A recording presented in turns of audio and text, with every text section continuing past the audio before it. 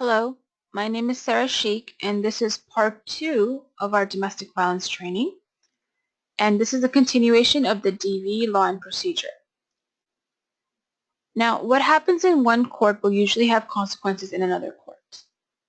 Now, if there's a criminal case against the abuser, the family law court might delay making any kind of permanent restraining order until that criminal case is over. Because what's going to happen is that the abuser might not want to make any statements in the civil case until the criminal case is over, because otherwise those statements could be used against him or her in the criminal case. A victim with a CPO, even then though, even if there is a criminal case ongoing and a victim was granted a CPO, they might want to get a domestic violence restraining order to ask for additional orders. So that's how a criminal case and a civil case might interact in this domestic violence situation. In situations where there is a juvenile dependency court case open, the family law court can't really make any orders regarding the minor children because dependency court has exclusive or sole control over anything regarding the minor kids, and that means anything that's related to custody or visitation. In the juvenile case, both the parents are parties to the case, and then the children are also part of the case, and each side, so each parent and the children all have their own attorneys.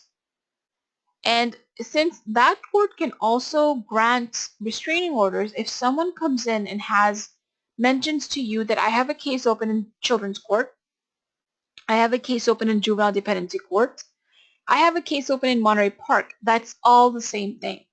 If someone says that to you, you do have to explain to them that this court might not be able to help them with any of their restraining orders. And with any of their orders regarding custody and visitation, anything really regarding the minor children. And they might want to contact their attorney in the children's court case. If the litigant decides to move forward, we do help them petition for whatever they want to ask for, but you might want to document that we did give them that warning. If there are divorce or paternity cases open, so there are already cases open for family law, then the restraining order is going to be filed in that case, which means that the same judge will have the right to make orders in the divorce and paternity case, as well as have the right to make orders in the restraining order. And that restraining order, if it's granted permanently, will become a part of the judgment, which is the final order in the divorce or paternity case.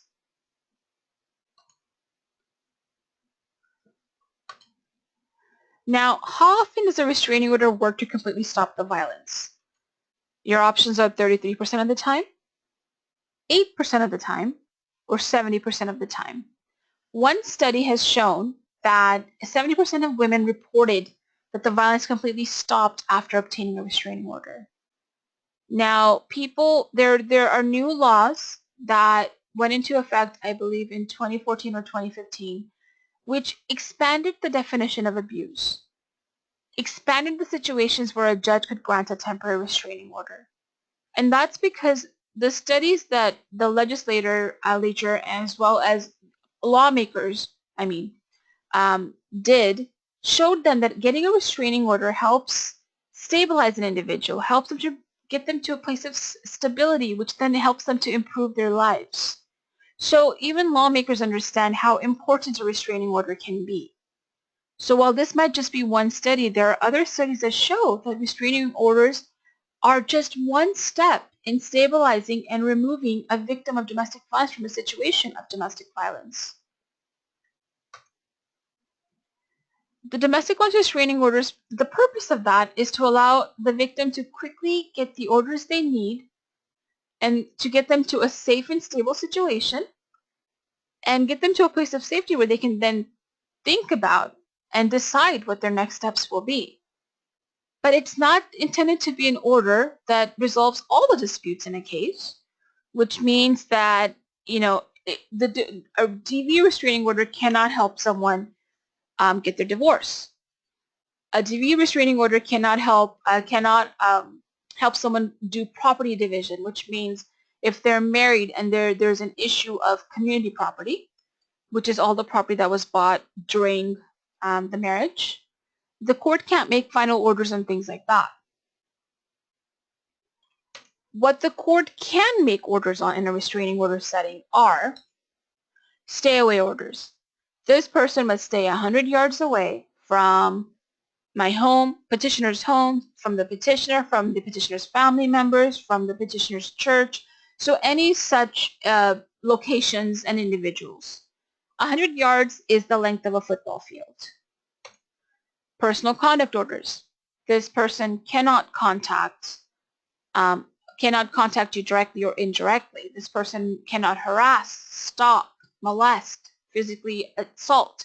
So all of those examples, those are personal conduct orders, what they cannot do. Move-out orders.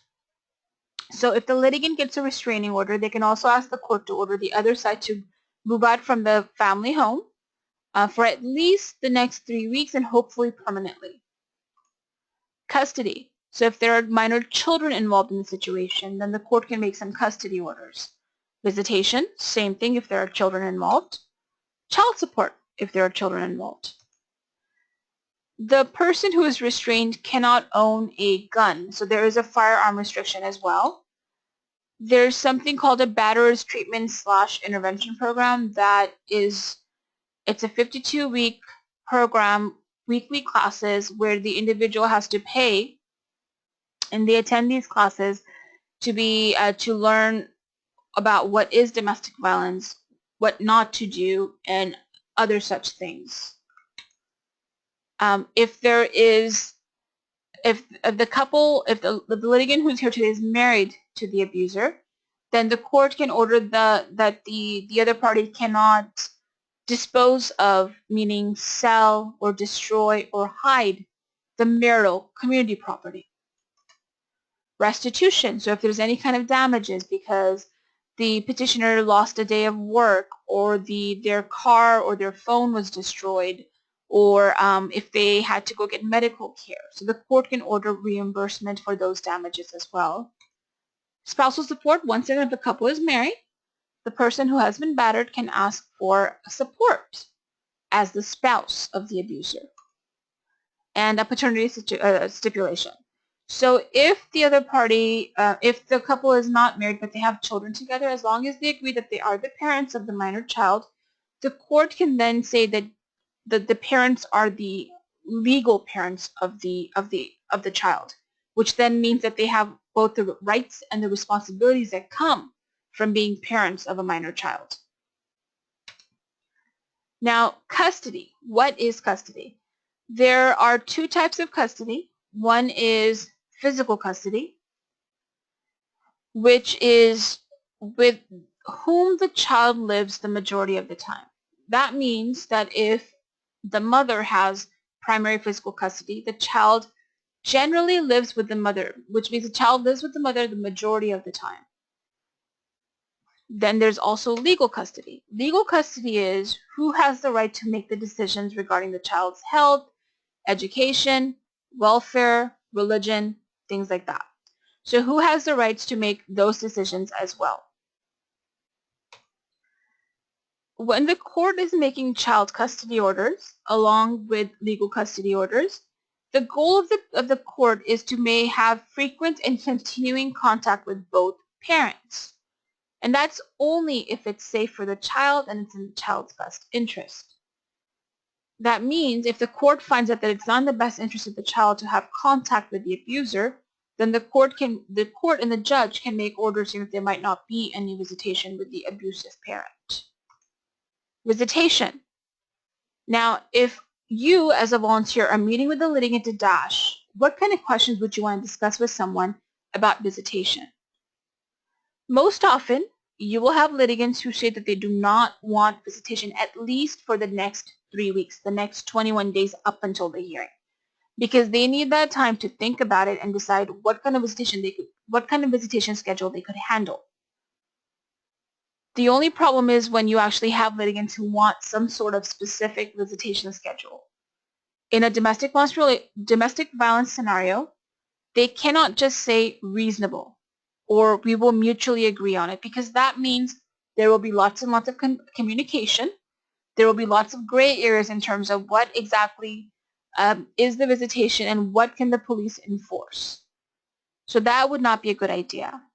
We need to tie the litigants down to some sort of specific schedule which sets out the days and the times. We then want to ask, would you like some sort of supervised exchange? So when you're exchanging the children, do you want it to be at the police station where the police can keep an eye on things? Do you want there to be a professional monitor for the exchange? And do you want the visitation supervised? And if so, would it be a professional monitor, or would it be a non-professional, like a family member who would feel safe doing so? They can also decide not to do that, but also decide that they want a neutral exchange location. For example, it would be at the LAPD station located at Van Nuys, because that's the closest midway point between the two parties. Would the party who's here today feel comfortable communicating with the other party? Because if not, there is a service called Our Family Wizard, or there are equivalents online. Basically, it's an online tool that parties and parents can use to communicate regarding minor children, and that communication is available to the court, and they can keep an eye on things. Now, some parties might say, what good is a restraining order? It's not a magic show, because really it's not. Some litigants will say it's just a piece of paper. How am I supposed to protect myself with just a piece of paper? So they do have to remember that a violation of a restraining order is a crime. And then, although it might not be enforced or prosecuted sometimes, they do want to keep a record of all of the violations, and they do want to make a report every time it happens. And the police at some point can arrest the other party for violation of the restraining order, even if the violation does not happen in their presence. It definitely is effective against abusers who are invested in society. So that's one thing. We've had pushback from officers, and we've had litigants come in and say that they've tried to make reports, and then the officer would refuse to do that. So we can always tell litigants, you can ask for a watch commander, you can ask for a supervisor, because you want to make that report to document the violations that have been occurring. If the police do not want to pursue the criminal side of things, the litigant can also come back into civil court and ask the judge to order something called sanctions. So basically fines for violations of the orders that the court made. The only thing is, because DASH doesn't help with that, we would be giving the litigant attorney referrals. Now, this civil domestic violence restraining order also provides protection, and without there being a criminal case. You'll have some litigants who are worried about whether the other party will be arrested, or will there be a criminal record if they get the civil restraining order. And we can tell them that no, this court does not have any ability to put the other party in jail, to pursue any kind of criminal charges against the other party. This is just a civil matter. And factual findings, so a finding of abuse made in a domestic violence case can be advantageous in later cases. For example, if a party is being abused, they can ask for spousal support later on. Or if the party was the abuser, the court would not grant them spousal support later on. If the court finds that there's some sort of that there is abuse, then maybe it protects the children later on as well, because then the children would not be given to a parent who was found to be an abuser, because the court presumes, which means legally assumes, that that would not be in the best interests of the child. It also helps to prove domestic violence to other agencies such as DCFS and schools and employers. In the housing context, if there is domestic violence, then it allows the tenant to break their lease. So they can just show the restraining order. They can give 30 days notice, and then they should be legally allowed to leave the apartment where they might no longer be safe. Now, at this point, if you guys who are listening have any questions about what we've gone over, please feel free to email me. and we can discuss what your questions are and what the answers might be to whatever is still left. So the process of getting a restraining order can be a bit complicated because litigants have to go to different places to take care of the entire filing as well as serving of the restraining order. Initially, what happens is that once a litigant is done at the DASH clinic, they then go to the clerk's office in the building they're at. Now, depending on where they are, that could be at different locations, but the litigant is going to go to the clerk's office, but they will stand in line at the civil line, or if there's a family law line, they would stand in that line. And once the clerk saw that that they were filing a domestic violence restraining order, the clerk would then give them a case number and would tell them to go up to the courtroom because the judge has to decide on the temporary restraining order. The litigant would then go up to the whatever floor it is, whatever floor that they would have to go to. They would go into the courtroom and they would then hand their paperwork to the court clerk or the sheriff or whoever asked them how they could be helped, and then the litigant would take a seat. What the judge does is, in this system, the judge basically has their hearings, and in between those hearings, the judge would go back into their chambers, and she or he would then check all the restraining orders that are waiting. They would review them and decide whether the temporary restraining order would be granted, and then a hearing is scheduled 21 days later. The litigant then gets back about 5 copies of the restraining order with the judge's signature on it and a return date for a permanent restraining order hearing. One of those copies, along with the blank response, which also gets printed out by DASH, has to be served on the respondent, which is the restrained person, which is the other party, through another person. That other person should be 18 or over and cannot be on the restraining order. That means it can't be the petitioner, and it can't be anyone who's also protected on the restraining order, for example, other household members or other family members. Either a private party could do it, or the sheriff's deputies could also do it for the litigant, and what they would do is they would then serve it for free, and they would then mail a proof of service to the litigant at the address they provide. The police could also serve the restraining order if they have to be called, for example, if there is a move-out order. And the service of the restraining order, so someone has to hand the restraining order to the restrained person at least 5 days before the hearing. Same thing, this is a bit more clarity on the proof of service. If the sheriff serves a restraining order for the individual, they will not only mail back a copy to the litigant, but they're also going to file a copy of that proof of service with the court, so the court knows that the service has been done. Now, if a litigant's friend or family member does it, the litigant has 2 options. They can bring the original of the restraining order to their hearing as proof that the restraining order was served. They can bring the original of the proof of service, yes, to their hearing, or they could file it beforehand, but they definitely want to make a copy, and they want that copy stamped by the court, so they can have that as their proof that the other party was served. On the day of the hearing, we have to reiterate for the litigant, they have to be on time. If at 8:30 their case is called and the litigant is not there, then the case has been dismissed. The court is not very lax with this requirement. The litigant has to be there when their case is called. Otherwise, the case is dismissed, and if the case is dismissed, the litigant is going to have to start all over again. We have had situations where someone applied for a restraining order. They stepped out to change their child's diaper, and when they came back, their case had already been called, and it had already been dismissed because they weren't there when their case was called.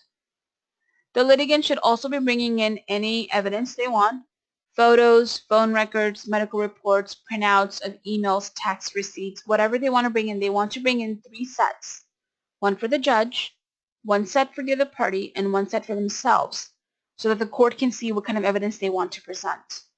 They want to bring their witnesses in. So the witnesses are ready to go as of the day of the hearing. If they need a support person, they can bring someone in as support, but the litigant needs to know that the court will not listen to the support person. The court is only going to listen to the party whose case it is. And if the litigant is a non-English speaker, the court will provide an interpreter because that is legally required. Hearings often last for less than 5 minutes, 10 to 15 minutes. And if there are children in the case, and if the parties have minor children together, the court will order them to go to mediation first to see if they can come to some sort of agreement regarding the child's custody and the child visitation. If the respondent is present, which means that they actually do show up, then the hearing is a contested hearing, and both sides get to present their evidence. And the respondent has a chance to make a case about why the restraining order should not be granted. If the respondent is not present, the hearing goes by default, which means that the petitioner gets everything they asked for. And the court's just assuming that the respondent is agreeing to everything in the request. And of course, as a callback to what we just went over, if there is a pending criminal case, the court will issue a continuance, which basically means the court's going to reset the hearing date for as far out as they can because they want to make sure that the criminal case is over before they come back and make a decision in the civil case. This is some helpful material that we have at the center, at the DASH clinics, which sets out what a litigant needs to bring in on the day of the hearing and, checking in and things like that, and what will happen on the day of the hearing as well. The DASH clinic is a neutral clinic, which basically means we help both sides. It is up to the judge to make the judgments about whether there is abuse or not, and for us as volunteers and staff, we help anyone who walks in through our doors. That means that if a respondent comes in and says that they were served with the paperwork, we can help them respond. Now, a respondent is not required to file a response. They can just show up at the hearing and the judge will listen to them. But if a respondent decides that they want to put something down in writing, there is a hot docs program for that. And we can help them do a declaration if they insist. Although I personally will always say that we want the declaration to be more general than specific because we want to give the respondent the time to go and gather all their evidence. And if they put something on paper, they're tied to that statement. So if there's later evidence that comes out which will challenge or contest any statement they made in their declaration, then it affects their credibility in the eyes of the judge. The respondents are also entitled to one continuance, so if they need time to go get an attorney, the court will grant them that. Now, it could be very likely that the respondent tells you that they want their own restraining order because they are the ones who are getting abused.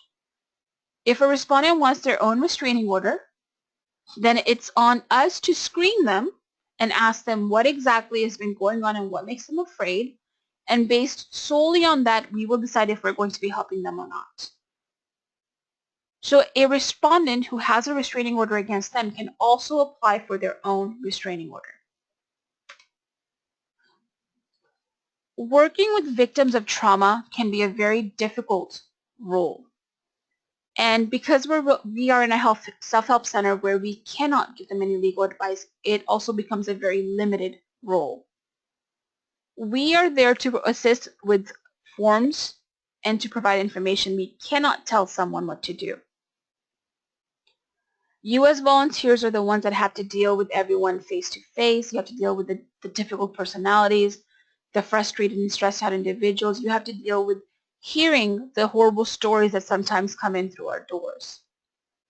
And because it can be difficult at times, it is your right, and I do encourage you to discuss your cases discuss what you're hearing and what you're feeling with your colleagues, with your supervisors. If you need to step away for a moment to be able to control yourself, to get control over yourself because of what you're hearing, you are welcome to do that as well. And definitely you want to take care of yourself, because only when you can take care of yourself as volunteers can you take care of the litigant who come in needing your help. So always remember that we as the backup attorneys are there to back you up. So if you need us to be there to support you, we are a phone call away, or we are maybe like a hallway away where you can come and ask us for help if you need to.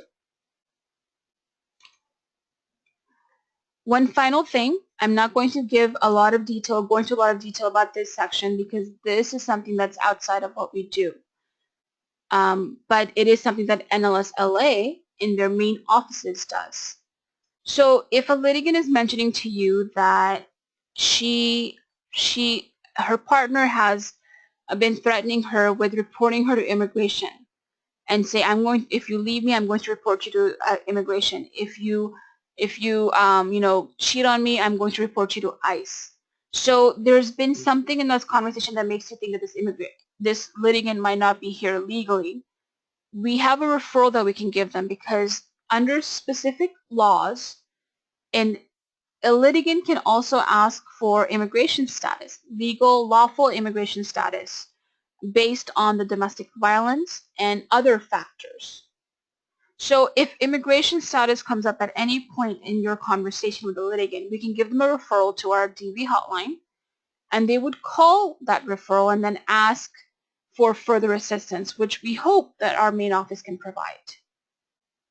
So while you don't need to know the details of what the law and what the factors are, but if you hear immigration, please bring that up with your backup attorney so that the attorney can then make a referral to our main office. Once again, we are now concluding part 2 of the DV law and procedure. If there are any questions, please feel free to email me or talk to your backup attorney on your first day.